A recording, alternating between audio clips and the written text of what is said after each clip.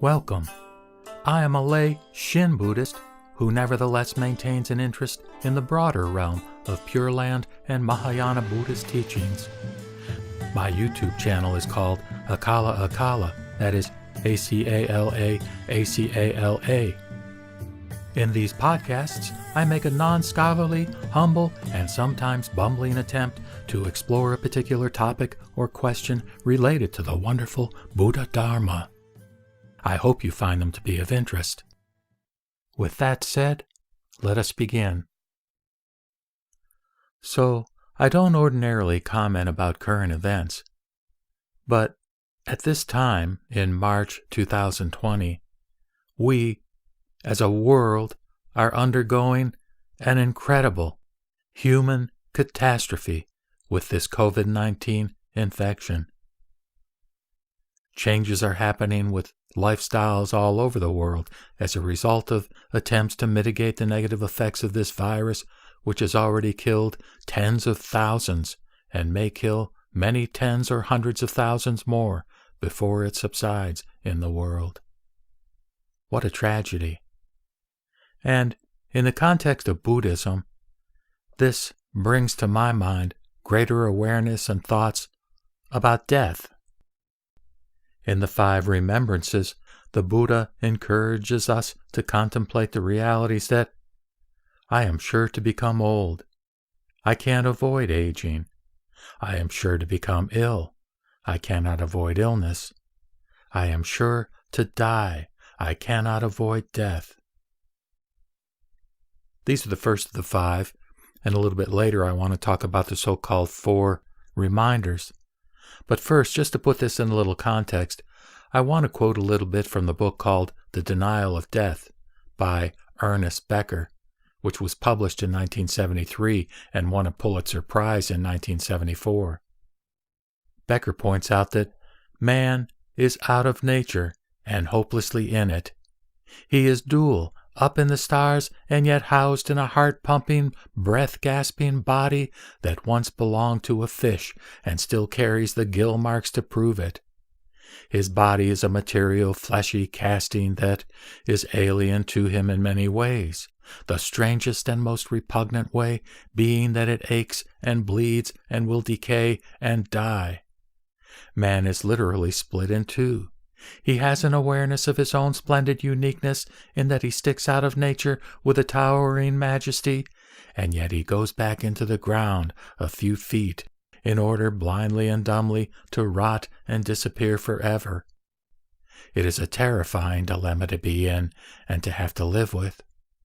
It is only if you let the full weight of this paradox sink down on your mind and feelings that you can realize what an impossible situation it is for an animal to be in. I believe, Becker says, that those who speculate that a full apprehension of man's condition would drive him insane are right. Who wants to face up fully to the creatures we are, clawing and grasping for breath in a universe beyond our ken? Necessarily, the existential dualism makes an impossible situation, an excruciating dilemma. Everything that man does in his symbolic world is an attempt to deny and overcome his grotesque fate. He literally drives himself into a blind obliviousness with social games, psychological tricks, personal preoccupations so far removed from the reality of his situation that they are forms of madness. Anyhow, The Denial of Death by Becker is a worthwhile read. And his point that we tend to deny death was certainly reinforced by many others, including Trungpa, the Rinpoche, who makes a great emphasis on this in his lectures. We all know intellectually that we are going to die. We can say it, and I have said it to myself. In fact, I have told friends that I have thought about it every day in recent years, but never in so vivid a form as in these last few days and weeks since the onset of this novel virus for which we have no vaccine and no treatments. I retired from my primary professional activities back in 2008, and since that time, my mantra has been, every day is a gift. And I have felt very pleased to have this opportunity to have a phase of my life when I could choose what I wanted to do, literally, each day of my life. But the idea of life and each day of life being a gift has never been so vividly experienced by me as it is now, being a 71-year-old who theoretically is more at risk from this virus than younger folk. In any case, what I want to tie this experience into is the doctrine of the 4 reminders which the Buddha left to us to contemplate. And the first one of these does relate to the preciousness of human life. We have a habitual pattern of forgetting the preciousness of human life. The preciousness from my perspective that each day I can make and need to make decisions that reflect an awareness of this preciousness, and to use the time that I have during this 24-hour period to make the most of it in terms of how I can do things or say things that could potentially help other people. That then becomes the highest priority. Whereas in the past, when I've said every day is a gift, I might utilize that opportunity for frivolous kinds of things, just sort of pursuing entertainments or activities that pleased me as was befitting with my personal inclinations or hobbies. I can't do that anymore. And from my perspective, the best thing I can do is try to promulgate aspects of the Buddha Dharma so that others may gain benefit and comfort from it.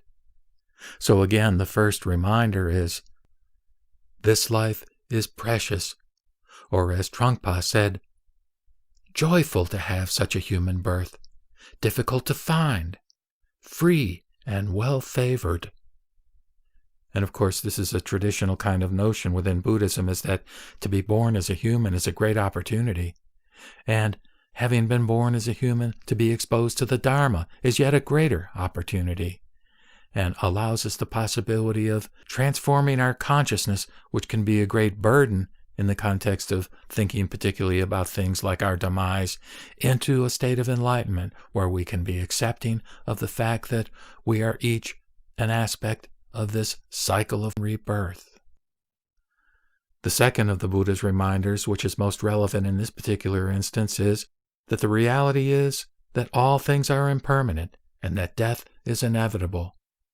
And our tendency, absent contemplation on this reminder, is to ignore this fact of life. Or as Trungpa says, but death is real, comes without warning. This body will be a corpse. The third and fourth reminders encourage us to contemplate on the immutable laws of cause and effect, and the fact that we are in a life that involves much pain in the guise of seeking pleasure.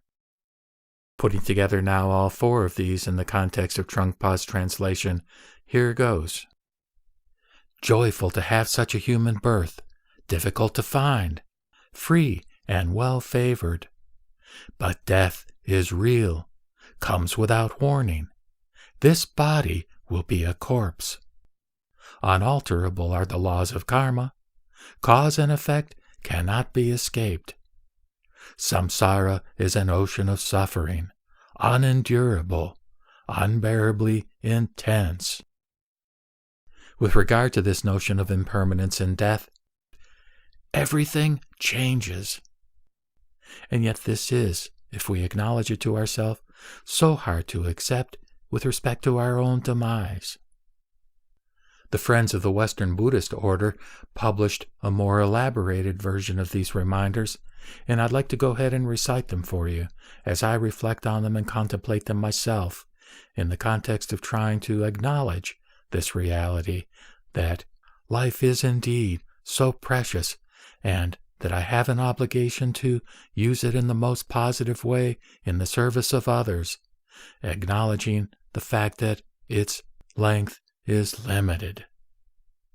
So here goes, with respect to the precious opportunity. Here, now, I have a chance to make something of my life. I have health. I have energy. I have the ability to think and feel freely. I have enough food and enough money to meet my needs.